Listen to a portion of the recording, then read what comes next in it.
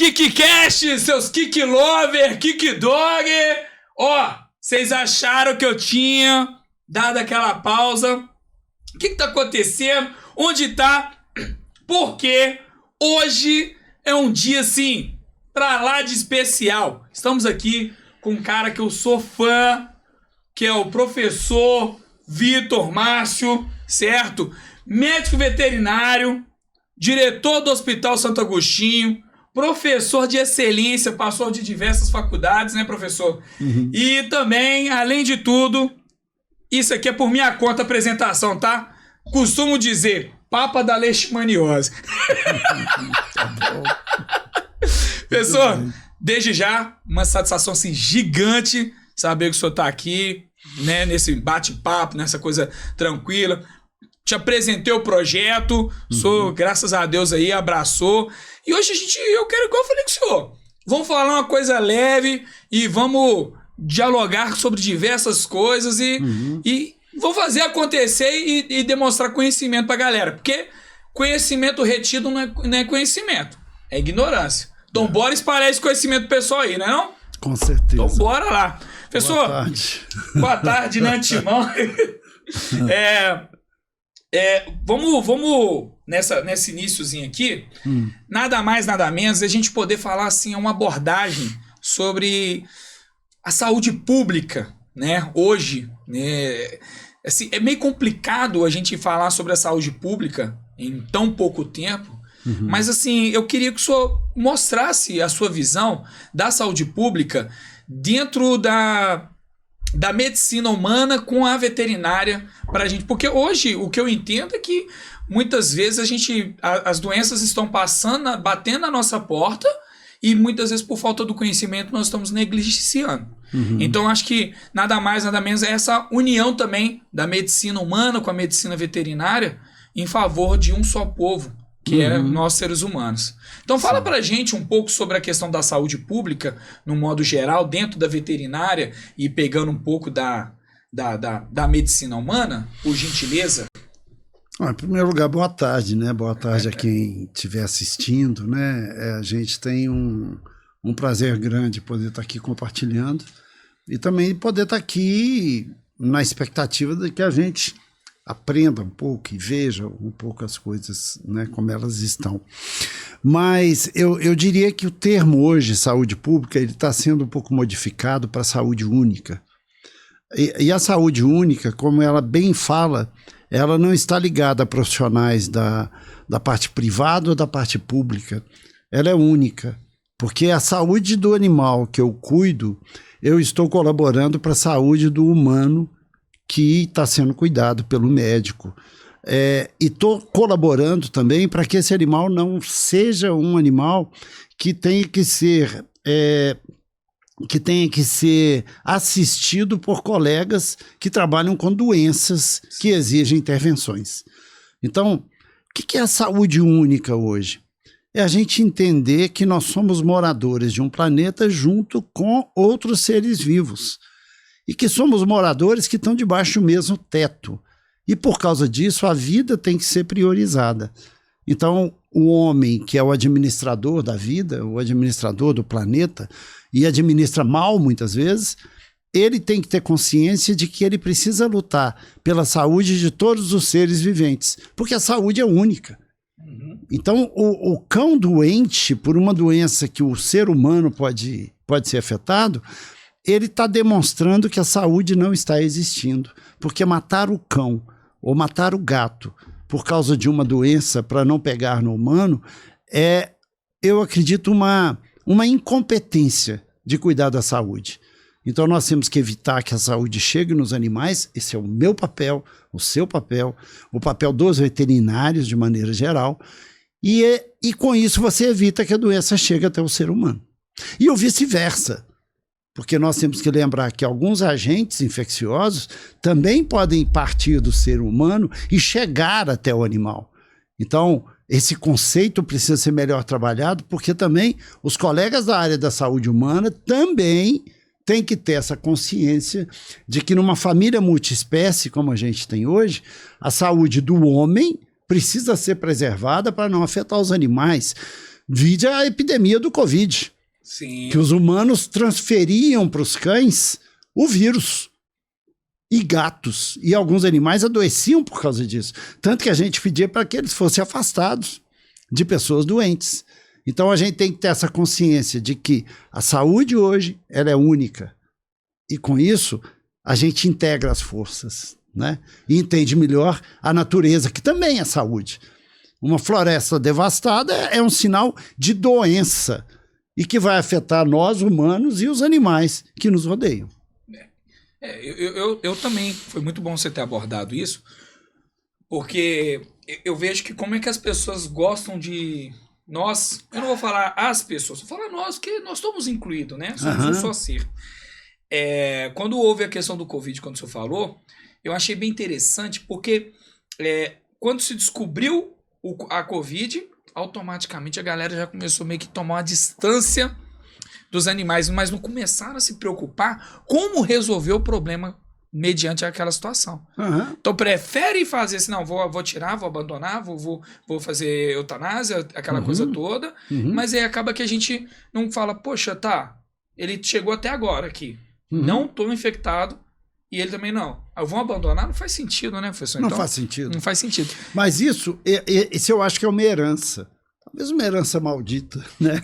Porque assim, começou com a raiva.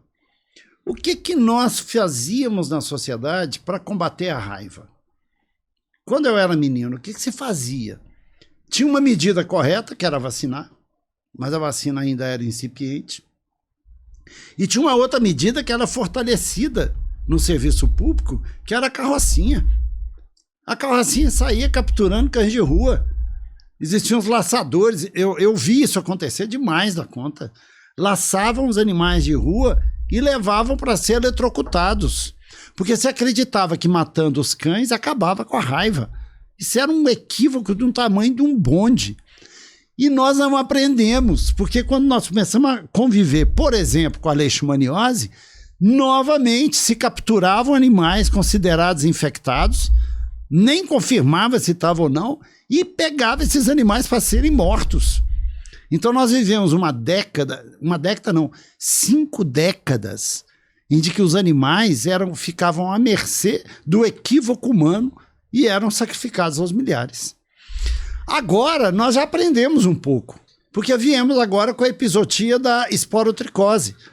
E graças a Deus, não tem muitas vozes que se levantam querendo matar gatos. Hoje em dia prevalece a proposta de tratar os gatos, que sejam de rua, que sejam de ONGs, que sejam das casas, evidentemente que preservando a saúde humana, com cuidado. E as medidas preventivas hoje são faladas, mas não tem ninguém aí levantando bandeira que tem que sair matando gato porque está com esporotricose. Professor, vou soltar um tema polêmico aqui. Vai lá. Será que ninguém soltou a bandeira de eutanasiar gatos, porque esporotricose pega em todos, 2, né? E porque o tratamento ele é mais simples e é mais barato? Você acredita nessa teoria? Porque, tipo assim, eu quero chegar na questão da leishmaniose com o senhor, mas agora eu só tocou nesse assunto que me veio a refletir aqui. Porque, por exemplo, o tratamento de esporotricose ele é um tratamento teoricamente simples. Ele está mais ligado à questão de contenção, isolamento do animal para não pegar aquela coisa toda, né? Mas teoricamente ele não chega nem a dar 1/3 do que é hoje o tratamento da leishmaniose. O senhor acredita, assim, que talvez essa bandeira não foi levantada porque o custo ele é baixo? Eu acho que assim, o custo pode ser menor, mas o animal é mais difícil. Eu acho que tratar um gato é mais difícil do que tratar um cão. Tratar um gato pela via oral, mais difícil ainda. Então, tem muitas viés de dificuldade de tratamento, mas que a bandeira de matar os gatos poderia ter sido adotada. E eu acho que nós tivemos um aprendizado, e a raiva e a leishmaniose foram grandes aprendizados para nós, privados, para os colegas da saúde pública, e outra, os veterinários começaram a assumir mais o seu papel. Porque não adianta você falar em saúde única dentro de um contexto só de colegas da área humana. Porque eles estão preocupados com o paciente deles, que é humano. Não cabe dizer ao que o médico tem que ficar defendendo a vida animal por vocação profissional. Como ser humano, todo mundo tem que defender. Mas por vocação profissional, ele optou por tratar de pessoas. Quem optou por tratar de animais fomos nós, veterinários. Então a bandeira de defender a vida animal e a bandeira de salientar o convencimento de que as evidências da saúde única são fortes, cabe a nós. E nós, veterinários, começamos a assumir papéis no Ministério da Saúde, nas secretarias de Estado, nas prefeituras e na vida privada, que a gente já atende tradicionalmente. Então as decisões começaram a passar pelo conhecimento veterinário. E aí a coisa começou a mudar. Quando a gente começou a lidar com leishmaniose, quem controlava a área toda de controle, faz eutanásia, não faz eutanásia, ou eram colegas da área da enfermagem ou colegas da área da medicina humana. E de forma cega, né? Não, de forma assim. Não, intuitiva. Não, mas eu falo assim, quando eu falo cega, não é menosprezando ninguém, mas é aquela que é famosa assim, né?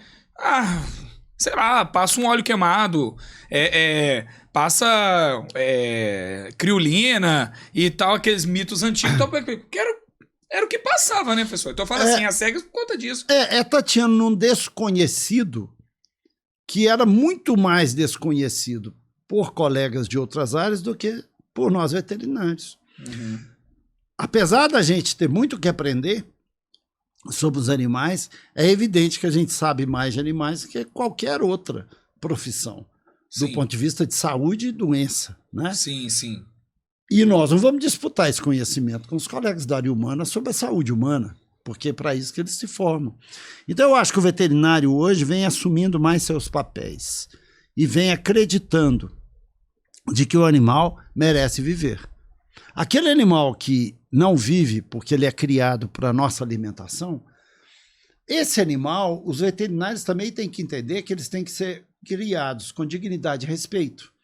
Então hoje, a gente já sabe, uma avicultura, ela não pode fazer os frangos de corte ficarem cheios de artrite em gaiolas. Isso não é saúde única. As 5 leis do bem-estar. As 5 leis do bem-estar. Esse animal tem direito a várias liberdades, né? Uhum. E isso cabe a nós. Evidentemente que a sociedade vem junto com a gente, mas quem é mais habilitado a avaliar se o animal está com dor, se o animal está alimentando bem, se o animal está emocionalmente bem do que nós, veterinários. Exatamente. E a gente tem que assumir esse papel. Eu acho bem válido isso, porque eu acho que... eu tenho certeza. Passou da hora da gente começar a se impor. Eu falo muito pra galera, gente, começa. O pessoal às vezes quer forma, né, tal. Véi, começa. Solta ali no Instagram, no outro episódio, nós falamos sobre marketing, às vezes assim, pessoas ficam limitadas em como fazer, e a menina falou assim, começa. Pega aquelas dúvidas que você tinha em sala de aula, que parece ser boba hoje pra você, mas coloca lá, porque as pessoas, passou da hora das pessoas nos respeitarem como médico veterinário de verdade na sociedade, porque, por exemplo, eu respeito, tem uma frase desse jeito que eu achei muito bonita, eu respeito o médico da minha filha, o pediatra, mas eu chamo o meu animal de filho, mas não respeito o médico veterinário. Então, tipo, eu acho que chegou a hora da gente se impor mesmo, pessoal. Tipo, dessa fase, a gente que vai cuidar da saúde única, é saúde única, viu? Cheguei falando aqui hoje saúde pública, é saúde única. Eu tô aqui pra aprender. E a gente começar a demonstrar para a sociedade o papel fundamental que tem do médico veterinário. Desde do prato que chega na mesa daquela família, né? Até as outras coisas, o pet e assim sucessivamente, né? Então... eu acho que o veterinário, ele é um elo essencial na composição da saúde. E saúde vista dentro do contexto universal. Não há um profissional mais indicado para cuidar da saúde humana relacionado à vida animal do que nós. Então, na época do Covid, teve aquela discussão se veterinário fazia parte da saúde de vacinar, de não vacinar. Isso demonstra que dentro da área que cuida da saúde, existe uma ignorância, mas uma ignorância enorme, mesmo que seja um técnico aplicador de vacina, um técnico que preenche ficha dentro de uma prefeitura, de uma secretaria de saúde, não ter o conhecimento do papel do médico veterinário na saúde é inadmissível. É difícil de você entender como é que isso pode acontecer. É porque a gente está defendendo ali, todo mundo gosta de comer uma picanha, um contrafilé, gosta de comer um bom franguinho, a sua dieta, mas ele não sabe que aquela carne que está macia foi respeitando as liberdades do bem-estar, chegando ali, porque se você faz um abate do animal de qualquer maneira, fica uma carne rígida, né? Fica uma carne inadmissível de ser degustada. Sim. Então você pega hoje grandes fazendas, fazendas, eu não sou muito ligado na área de grandes, não, mas assim, você pega grandes agricultores, aquela coisa, você vê a importância de quando você faz tudo certinho, como é que chega na sua mesa. Então, eu concordo com o senhor, né? Mas é lógico, a gente poderia elencar várias doenças. A tênia solium, a transmissão, a toxoplasma, brucelose, tuberculose, tudo isso aí, o veterinário envolvido com a produção de grandes animais, ele está defendendo que o animal não tenha, para que ele tenha qualidades de vida e saúde, e está defendendo para que isso não se transmita ao ser humano. Então, assim, esse contexto é fundamental, que o veterinário se conscientize, que ele cuida da saúde única onde ele estiver.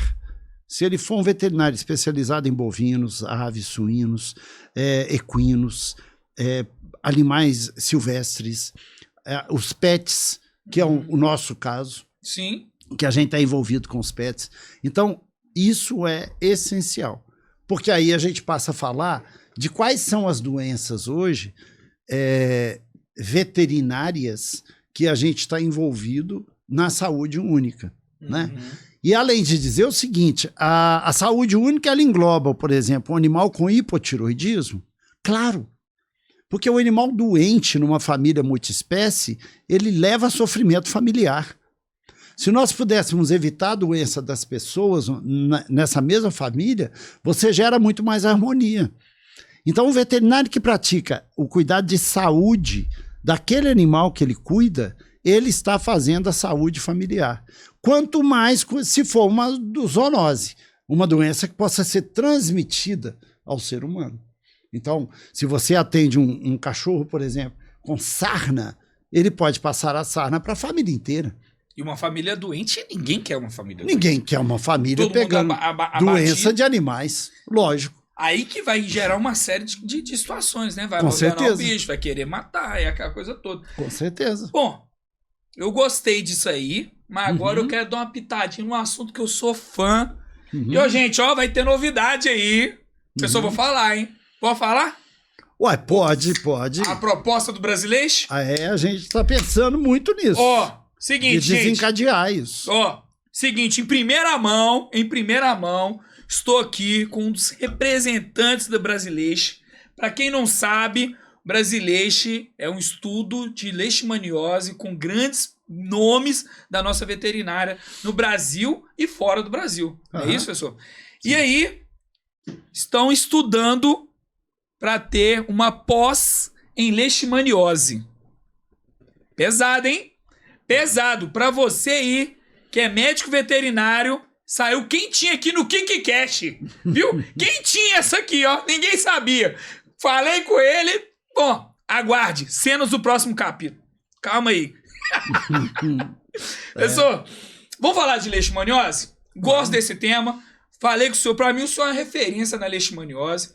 Entendeu? Hoje, pra mim, isso é. Eu costumava dizer, até dialogar contigo, sobre a questão de ser a leishmaniose ter sido Minas Gerais, né? Vou colocar Minas como exemplo, ter sido o berço da leishmaniose. De fato, da onde começou o grande surto de leishmaniose no Brasil? Porque até então eu achava que era aqui em Minas Gerais. Hoje se concentra uma boa parte aqui, né? Como é que é essa... Desmistifica isso aí pra gente. Qual o regional disso aí tudo? A leishmaniose tem uma história, é uma história longa, né? Uhum.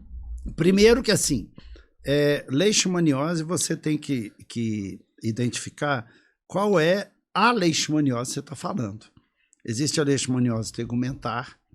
Essa leishmaniose tegumentar ela se divide em 3 manifestações clínicas, que é a cutânea, pele, mucosa, geralmente nariz e boca, ou mucosa da orelha, ou mucosa genital, e a mucosa disseminada, que dissemina pela pele inteira.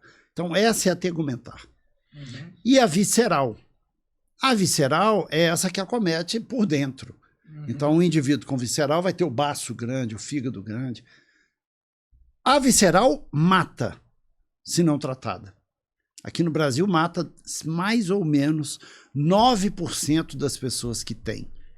E por ano no Brasil, com a pandemia diminuiu um pouco, mas por ano no Brasil, vamos colocar aí uns 3 mil casos por ano, morrendo de 200 a 300 pessoas de leishmaniose visceral no Brasil. Não, para tudo. Você tá entendendo o que acabou de dizer? Nós não estamos falando de leishmania em cães, nós nem chegamos nesse ponto. Não chegamos lá. Não chegamos, não. Sim. Olha a importância de você ter a consciência de trabalhar com a prevenção, certo? Porque o seu animal sendo infectado, não é só o seu animal vai ser infectado. Os dados que ele está trazendo aqui é de uma média de 3 mil pessoas, seres humanos, homens, mulheres, todo gênero, tal. 3 mil pessoas aproximadamente, anualmente, no Brasil inteiro, né, professor? Loucura. E aí você brincando com leishmaniose e achando que leishmaniose é uma gripe, né? É uma coisinha que você trupicou ali, pegou e sara com metiolate, que não arde. E sobretudo, assim, eu estou falando da visceral, né? E sobretudo que, na grande maioria das vezes, exige-se hospitalização, exige-se internamento. As pessoas, se for pessoas trabalhando, elas têm que parar de trabalhar. Então, acarreta um problema social muito grande, né? E outra, acometem mais os pobres. Então, é uma doença que tem estigma. Bom, isso é a visceral. E é essa leishmania que está envolvida com os cães. Essa leishmania que os cães doentes, se muito doentes, quanto mais doentes, mais eles infectam os seus vetores. E os seus vetores são chamados flebotomíneos, que são pequenos, a gente fala pequenos dípteros. E eu não gosto de falar mosquito, porque mosquito confunde.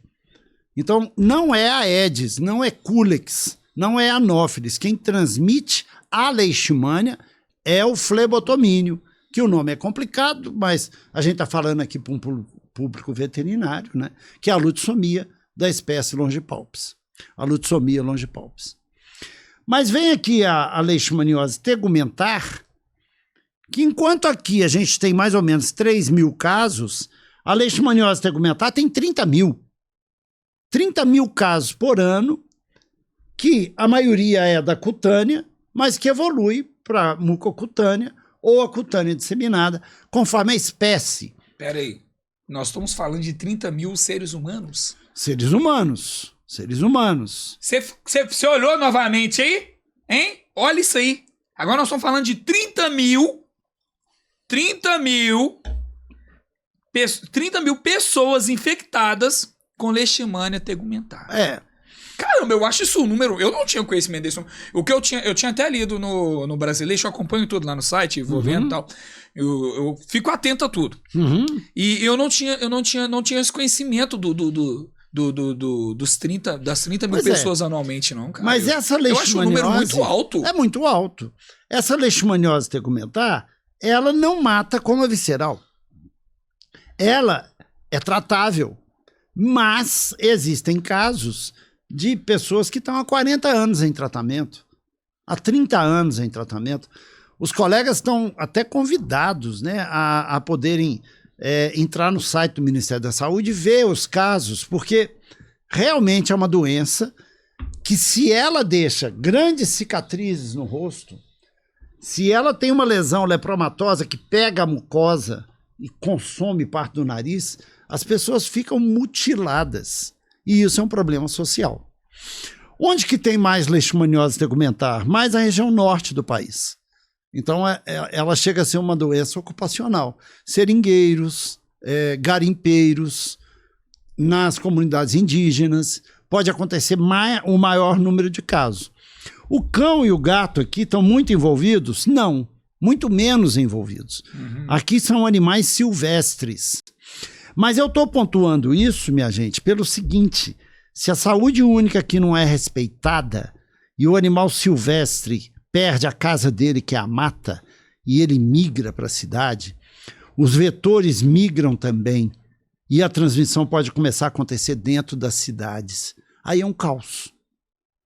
Se a gente ficar trazendo a doença da floresta para a cidade, a gente corre o risco de ter não só leishmaniose, a gente corre o risco de ter malária, a gente corre o risco de ter maior número de casos de febre amarela. Então, a saúde única preserve a vida dos animais nos seus ambientes adequados. Mas aqui a leishmaniose tegumentar, para nós, ela chega pouco ainda. Mas já estamos registrando espécies como Leishmania brasiliensis em cães, em Belo Horizonte, por exemplo, Leishmania amazonensis em cães, em gatos, já estamos tendo essa. Então a leishmania, ela é muito complexa, e a leishmaniose também é muito complexa. Por isso a gente vinha conversando no caminho, chega ao ponto, você falou da pós-graduação, o brasileiro, ele tem interesse, ele está querendo elaborar isso, a gente já está discutindo sobre isso, em fazer uma discussão, porque leishmaniose não pode ser banalizado. Nós não podemos dar diagnósticos frágeis e fazer tratamentos frágeis. Nós temos que fazer com que o cidadão que queira tratar, e queira tratar verdadeiramente, que possa fazer isso, que ele faça com critérios de evidências, né? E ele vai estar aqui, ó, nessa leishmania aqui, que provoca a leishmaniose visceral, que é a leishmania infanto. Essa é a espécie que a gente está lutando hoje em dia, mas que já está no cão aqui, ó, já tem infanto, já tem brasiliense, já tem amazonense. E isso vai complicar a nossa vida de veterinários, se a gente ficar tratando a leishmaniose como uma doença de diagnóstico rápido e de tratamento rápido também, porque não é assim. Né? Uma gastroenterite. Uma gastroenterite, e que mesmo a gastroenterite... Não, eu banalizei a gastroenterite, que em comparação... Depende de qual, né? Não, mas vou falar assim, numa gastroenterite, vamos pegar uma coisa então simples aqui, sei lá... Nossa, é complicado falar de doenças simples, né? Mas assim, em vista da leishmania. Então, quando eu falei da gastroenterite, eu quis dizer assim, porque você pega a diversidade da leishmaniose, você pega aqui, em vista de uma parvo, por exemplo, você... a leishmaniose é muito mais complexa. Exato, né?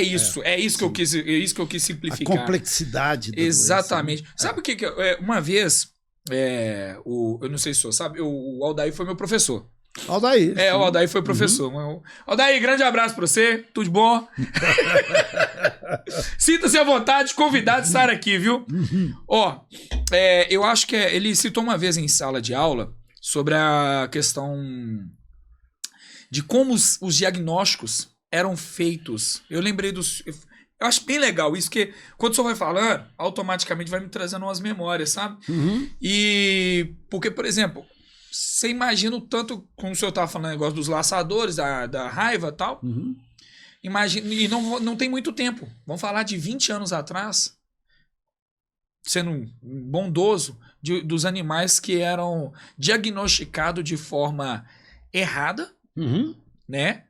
E com reações cruzadas, né? Então, assim, você tem um animal com babésia e sendo...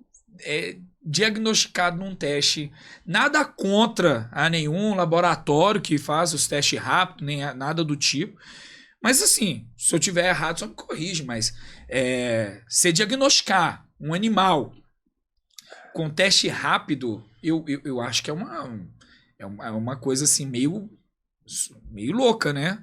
Porque você pega um animal que faz isso, você ficava, meu Deus do céu, foi ver Jesus à toa, ele andou no Lírio dos Vales acompanhando Jesus à toa, sendo que era uma coisa mais simples de ser feita, né?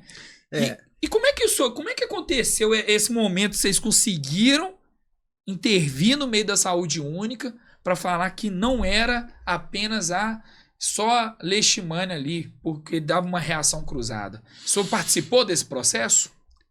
Eu acho que o processo da leishmaniose no cão aqui no Brasil, ela teve uma fase antes dos veterinários participarem do processo e depois que participaram. Eu acho que Belo Horizonte teve um papel essencial nesse processo de discussão. Por quê?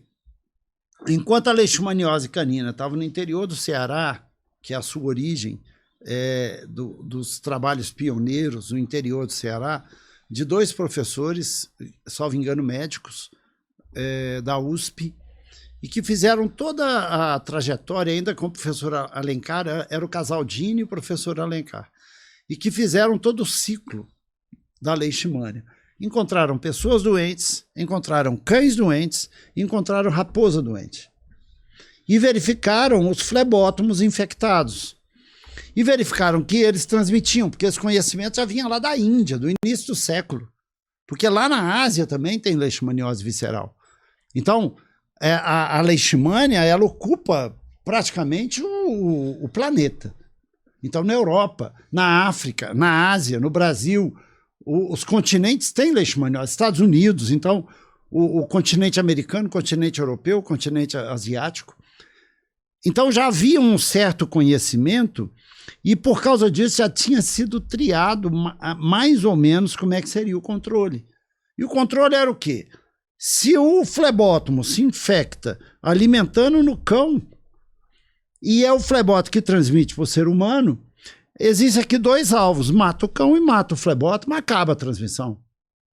Mas acontece que esse mesmo casal verificou que se o flebótomo alimentar um homem doente, o flebótomo se infecta também. Só que se infecta um pouco menos.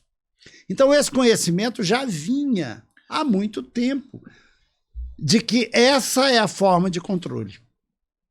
Quando essa forma de controle saiu do meio rural e ela começou a se urbanizar, ela cai em Belo Horizonte. E Belo Horizonte com uma categoria veterinária forte. Mas não é forte de classismo, não. É forte de conhecimento, de estudo, de evidência. E aí chega em Belo Horizonte o diagnóstico da leishmaniose visceral canina e a academia, o FMG na época, toda fechava de que os animais com leishmaniose deveriam ser sacrificados. A ciência da época era essa. Pergunta quantos veterinários estavam envolvidos nisso. 0. Eu não me lembro, na época, de algum veterinário que chegava e conhecia a leishmaniose. A gente tinha professores eméritos, professores que eu tenho um respeito profundo, alguns professores estão aposentados hoje, alguns já partiram, mas que participavam da pesquisa e participavam do conhecimento. E nós, Anclivepa, na época, eu era um dos cabeças da Anclivepa, o doutor Manfredo Verkauser, que alguns aqui conheceram e talvez se lembrem, doutor Manfredo, grande homem, assim, uma pessoa deixou um legado assim, um legado maravilhoso, né? Eu sou suspeito para falar pelo tanto que eu fui amigo do Manfredo. Então, ele à frente da Anclivepa.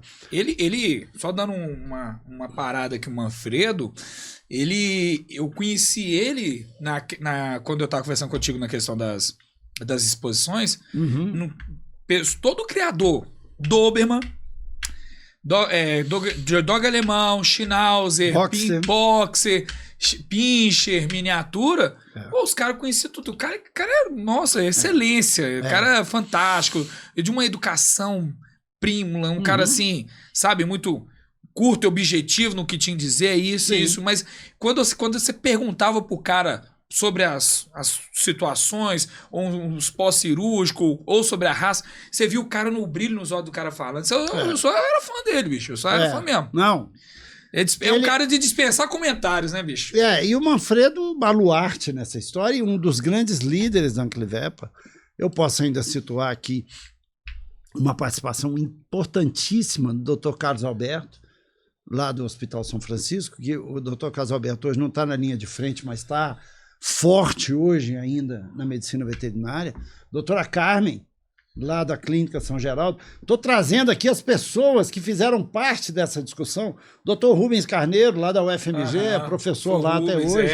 Professor Júlio Cambraia, que fazia parte desse ciclo de discussão que envolvia a leishmaniose. E nas reuniões lá da Anclivepa, eu me lembro de mais um dia que nós sentamos lá e o Manfredo virou e falou assim, esse negócio de matar cachorro tem que acabar. E eu falava assim, mas como nós vamos fazer isso? É assim que controla a doença, não tem outro jeito. Não, mas tem que ter. E aí a gente foi discutindo, aí eu já não me lembro mais quem é que lembrou, olha gente, essa doença existe na Europa, e lá eles não matam cachorro não. Como assim? Ah, nós vamos estudar, então. Caramba, então foi assim que aconteceu? E aí nós começamos a procurar as informações e começamos... Porque a aula de leishmaniose que eu tive na UFMG, no meu tempo no ICB, foi dada por um biólogo. E ele falava da leishmaniose, tipo assim, ó, gente, você não tem que preocupar muito com isso, não. Isso é doença de mato e tal, não tem necessidade. Então, eu particularmente sabia nada. E na escola de veterinária, ninguém sabia nada de leishmaniose. No ICB, no departamento de parasitologia, se sabia muito, mas se sabia ainda limitado, com conhecimento que vinha lá do Ceará, que vinha das regiões rurais. Aí o que é que nós fizemos? Lembramos, professor Nivaldo, outro que foi importantíssimo nisso, que também já partiu. Professor Nivaldo, eu lembrei, ele fez doutorado na Espanha. Ele fez doutorado na Espanha, vamos procurar por ele. Procuramos o professor Nivaldo. Nivaldo falou, ó, eu trabalhei com uma professora lá na Complutense de Madrid, e essa professora atendia leishmaniose, tratava. E nenhum problema. Aí procuramos. E fomos com o Nivaldo ajudando e trouxemos aqui no Brasil a professora Guadalupe Miró. A professora Guadalupe chegou em Belo Horizonte, a nosso convite, e na época um amigo que fazia veterinária, hoje é jornalista, o Fred, depois eu vou falar com ele para assistir esse bate-papo nosso, eu e ele fomos buscar a professora Guadalupe no aeroporto. Foi muito engraçado isso, porque ela desceu lá em Confins, e eu, nessa ocasião, eu era bem mais jovem, né? Mas eu tava de cabelo grande, assim, barba enorme. Diz que ela olhou assim e falou, ó, meio esquisito esse, né? E o Fredão, ele é enorme, assim, fortão, enorme. Aí ela olhou assim, achou aquilo estranho, mas aí, quando a gente se conheceu... Será que era uma versão do Erin Christian? A gente é amigo até hoje, mas foi ela que trouxe para nós o conhecimento da leishmaniose. Das reações cruzadas. Proposta de tratamento, diagnóstico. Então ela trouxe para a gente uma luz, e ela não trazia para a gente só a voz dela. Ela trazia a voz, por exemplo, do cara que cuidava de leishmaniose na Organização Mundial de Saúde. Então ela trazia uma cultura que o Brasil não exercia. Por quê? Porque aqui no Brasil quem trabalhava com leishmaniose era só o pessoal de área humana e que não se envolvia com a área veterinária. E a Europa tinha uma área veterinária muito mais evoluída e que trouxe para nós conhecimento. Fortes reações contra isso aconteceram. Os conselhos foram contra, as academias, alguns professores da UFMG foram contra, quiseram criticar. Fato é, ela deve ter vindo aqui em 98, 99. Eu sei que o boletim da Anclivepa do ano 2000, me parece, saiu lá a voz oficial da Anclivepa Minas Gerais. Anclivepa Minas Gerais, a partir dessa data, não concorda mais com a eutanásia canina no Brasil. E a partir de agora, ela recomenda o tratamento. Caramba! Isso foi um auê, né? Porque isso bateu em Brasília, bateu em tudo quanto é lugar. E o pessoal não sabia agora. Os veterinários não concordam mais em matar cachorro. E nós começamos a tratar. E a partir daí foram inúmeras reuniões em Brasília. Eu já fui em reunião da OPAS, já fui em várias reuniões nessa época, porque o pessoal também, eles recomendavam matar, mas todos eram muito elegantes. Não tinha essa assim, vou te mandar prender, vou te processar. Todo mundo sentava na mesa e a gente estudava junto. Tanto que culminou com a ajuda de alguns médicos também. O Dr. Carlos Henrique Neri é um dos grandes baluartes falando contra a eutanásia de cães. A sociedade foi se convencendo que matar cachorro não resolvia. E eu lembro até hoje a Anclivepa falando, pode tratar. E aí a gente usava, era tudo quanto é remédio que tinha. Usava anfotericina, usava glucantime. E isso foi evoluindo até o momento que a gente está hoje. Que, de fato, a gente concorda que existam drogas só para seres humanos e drogas para cães. Mas que nunca pode proibir que se trate. Mas que tem que se tratar com conhecimento. Conhecimento, porque senão o tratamento fica banalizado. Professor, eu vou fazer uma pergunta aqui. Eu solto essas bombas de vez em quando aí, mas você falar assim que não vou responder e tal. Há-se um mito, não é um mito. Ninguém, na verdade, solta as claras. A verdade é essa. Ninguém solta as claras. Hoje, nós temos apenas de forma legalizada, que é o único tratamento hoje que é usado com a mitelfosina. Certo? Ponto. Acabou. Mitelfosina, todo mundo sabe que é mitelforã. Virbac, estamos aqui à disposição. Quiser vir, tá? Somos todos Virbac.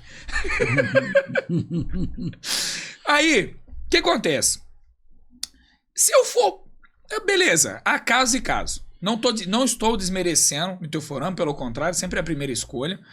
Mas aí eu pego um animal que eu não consigo baixar aquela carga parasitária nem por reza brava, aquela coisa toda e tal.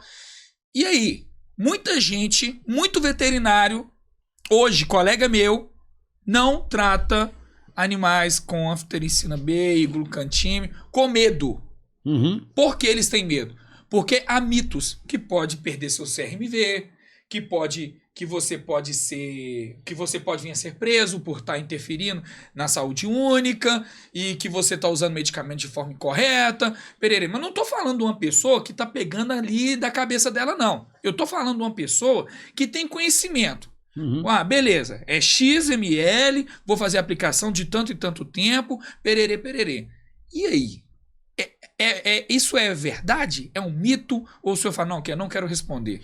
Não, eu falo sobre isso com maior tranquilidade. Não é um mito. O Brasil tem uma legislação, como tem Estados Unidos, como tem Europa.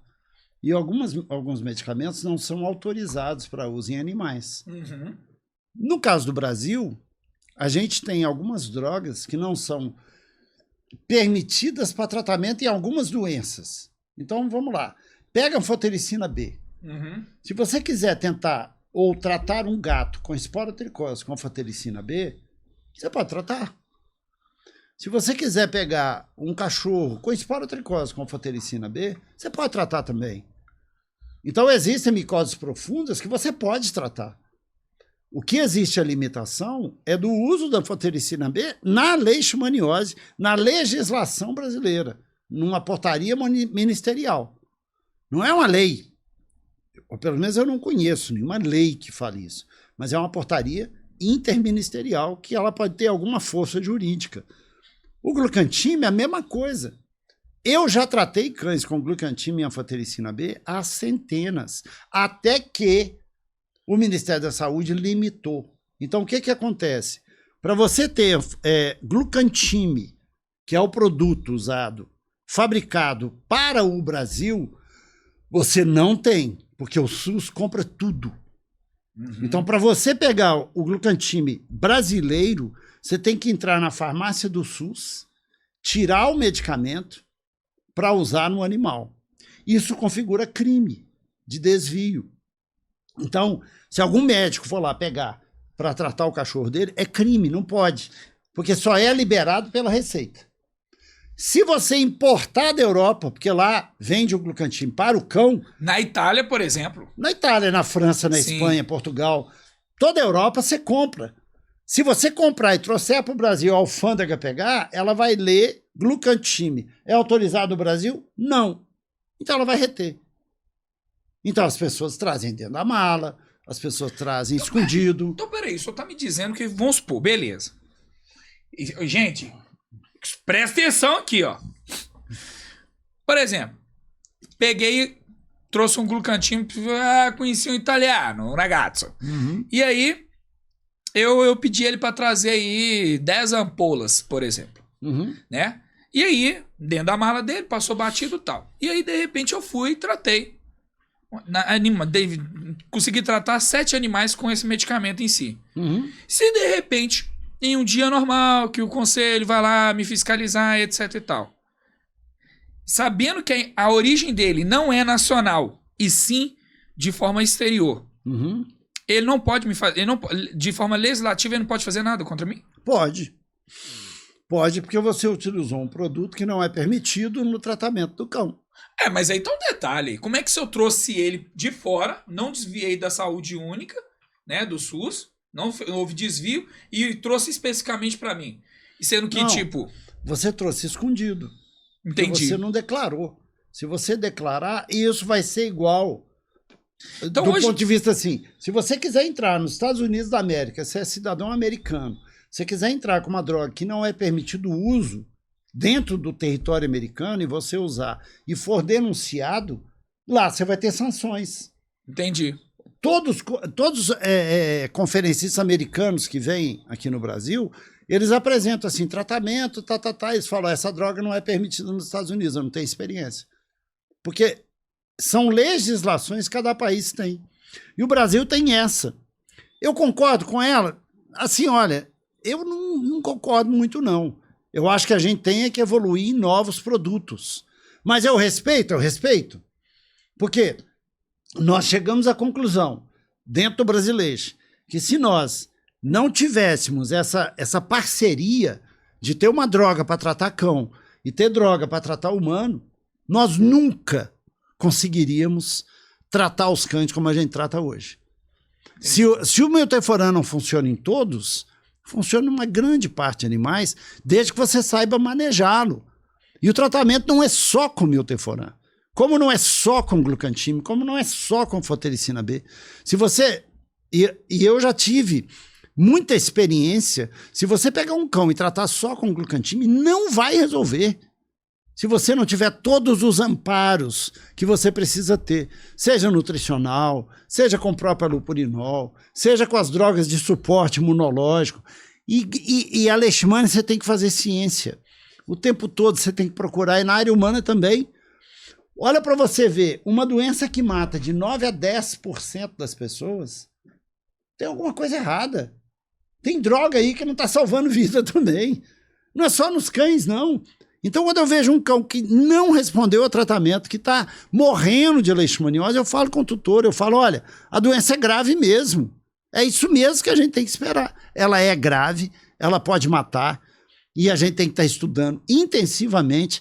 E o que eu digo aos colegas, de maneira geral, você não está dando conta, você viu que a coisa está ficando confusa para você, encaminha para alguém que tenha mais experiência.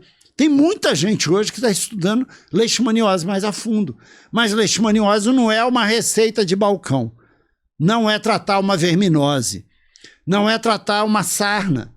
E tem sarnas também que tem que ir para o especialista. Não é assim.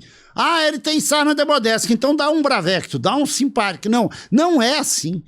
Tem sarnas que exigem um especialista acompanhando, né? Eu estava falando com o senhor agora que nós estávamos vindo e eu volto a refletir sobre isso. Eu sou dermatologista? Não. Eu sou cardiologista? Não. Eu sou ortopedista? Não. Sou o quê? Médico veterinário. Então eu faço uma coisa eletiva. Vacina, vermifugação e orientações. Passou disso, cara, caminha para um especialista. Encaminha para uma pessoa que tem mais conhecimento.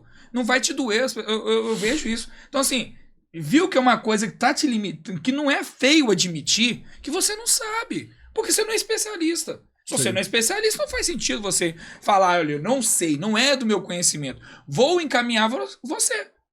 Cabe você, pronto, acabou. Eu acho que a gente precisa também ter essa consciência que nós temos limites, né? Então, estamos aqui e é até aqui que eu sei. Passou disso, infelizmente, encaminha, poxa. Encaminha. Manda embora, vai embora e traz ele de volta para saber as outras coisas que é da sua competência e vai fazendo esse leque. Encaminhar para um especialista não significa que você perdeu o cliente.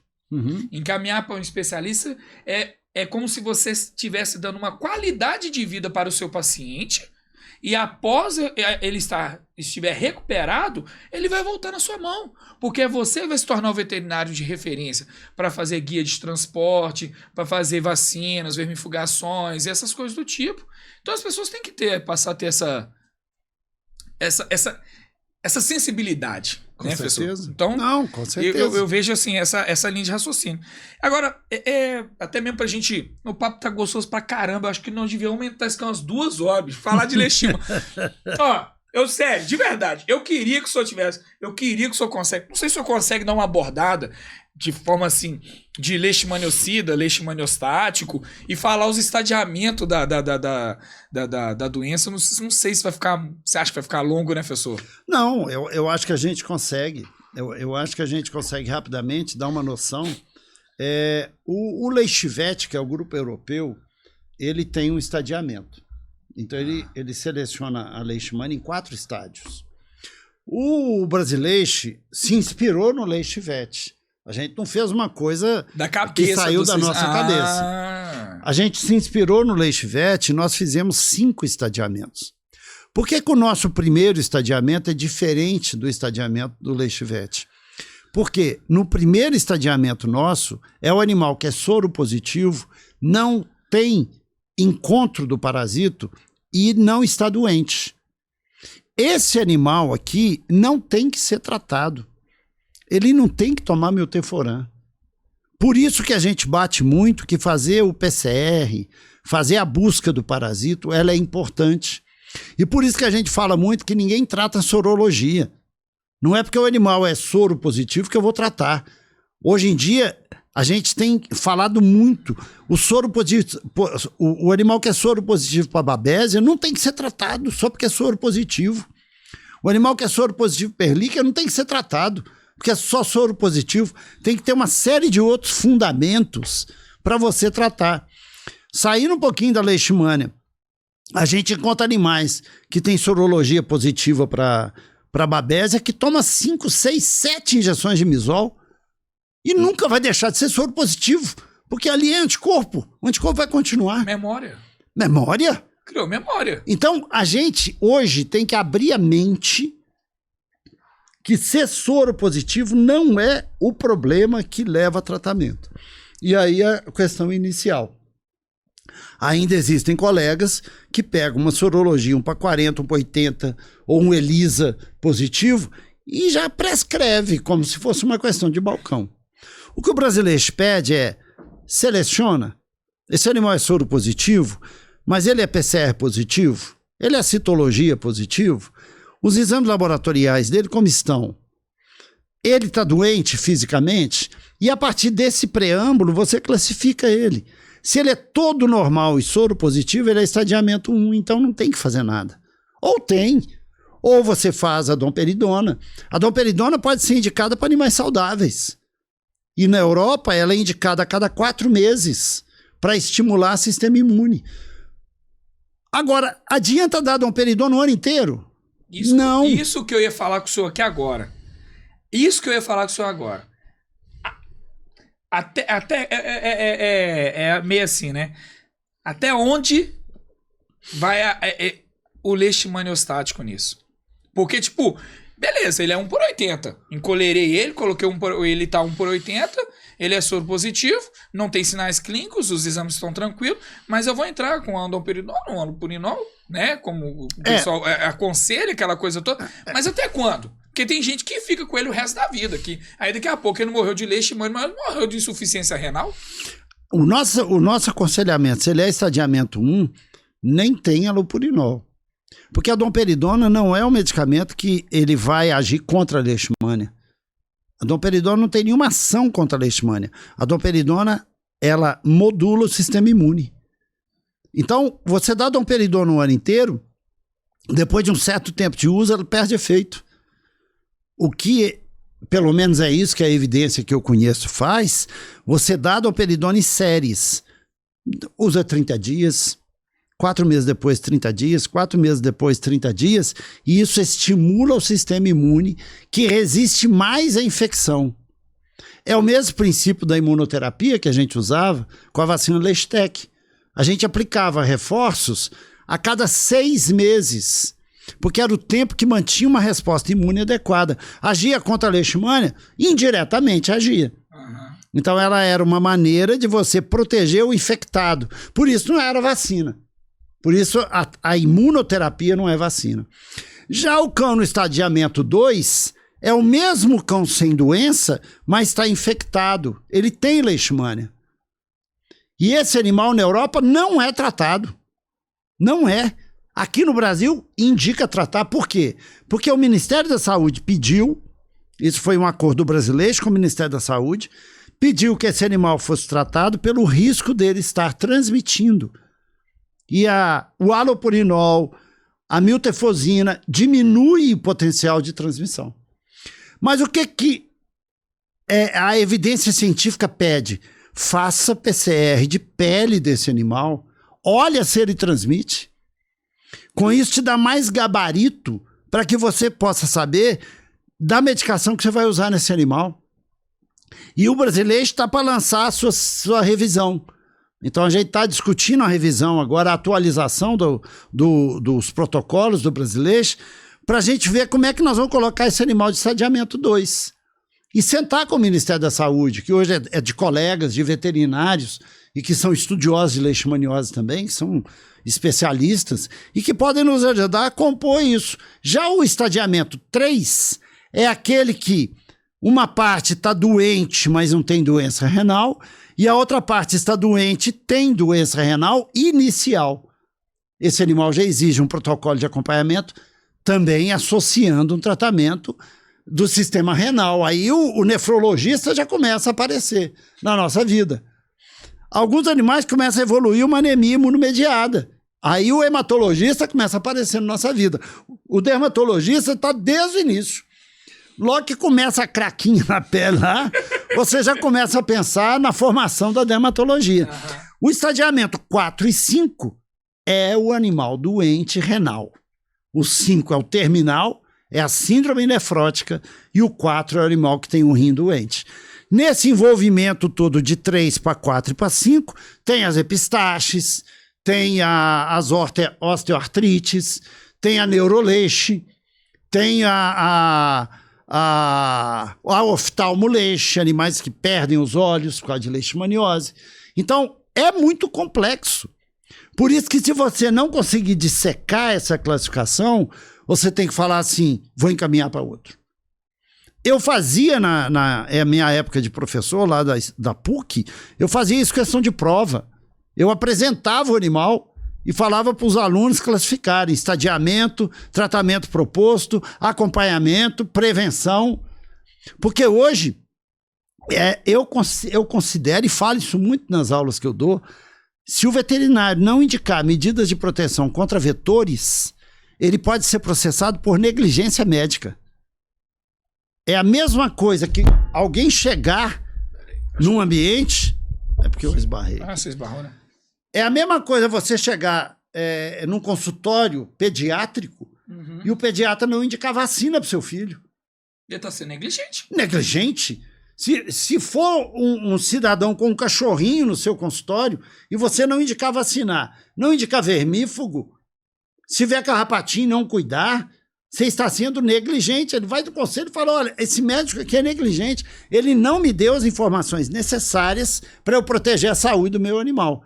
Então, que todo veterinário saiba que ele tem que prescrever no consultório inseticidas repelentes, inseticidas que matem, prescrever programas de controle ambiental. Isso tudo faz parte. e proteger contra picada, evidentemente, carrapato e pulga. Porque o animal que tem leishmania e tem Ehrlichia, ele está muito mais propenso a adoecer do que o animal que só tem leishmania. A babésia é mais difícil ainda de controlar, porque a transmissão da babésia na carrapata, ela passa pelo ovário.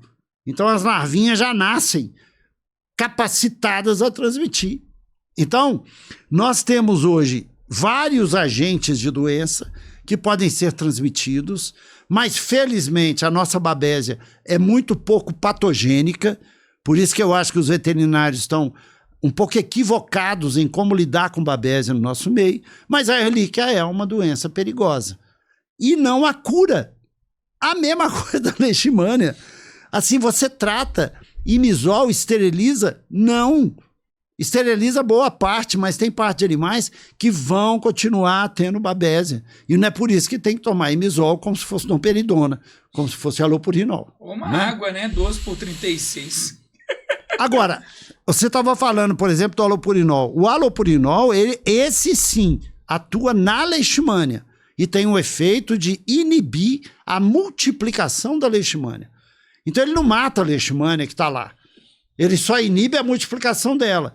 Inibindo a multiplicação dela, ele é chamado leishmaniostático. Ele paralisa o processo de crescimento e multiplicação da leishmania.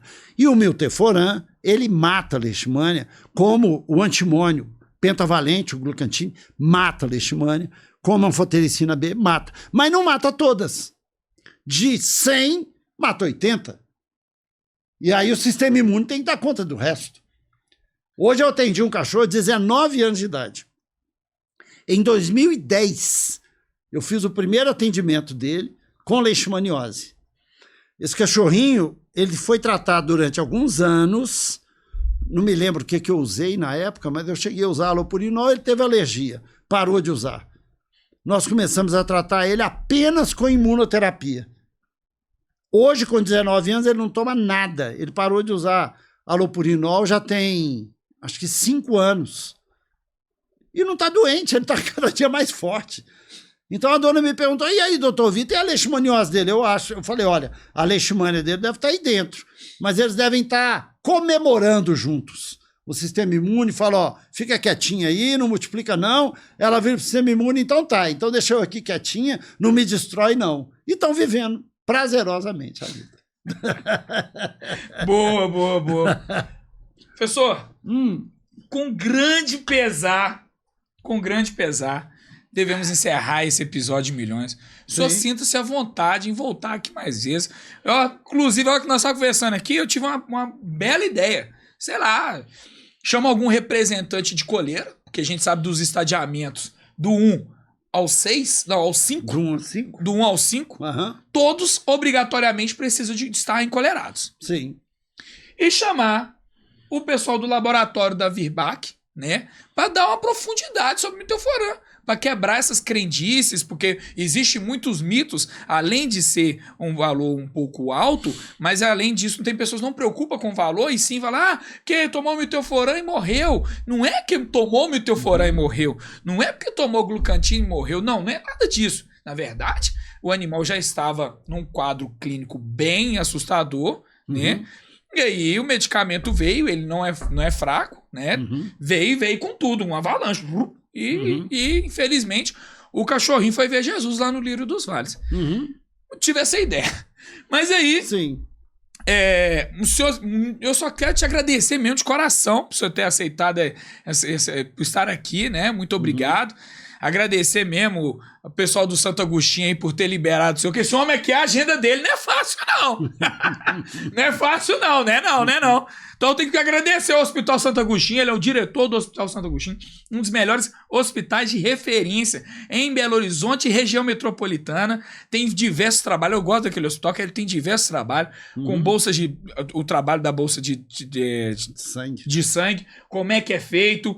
Tem muita coisa legal lá no hospital. Entra no site, no Instagram, e é sobre isso e tá tudo bem. Então, professor, mais uma vez, quero te agradecer com grande pesar. Nós estamos encerrando esse episódio, porque se eu for parar de falar de leishmania aqui, eu fiquei pensando aqui, bicho, vou falar mesmo, a gente A gente vai ter que gastar umas 4, 5 horas de podcast aqui, fácil. Entendeu? A gente vai longe. Tem muita história para contar.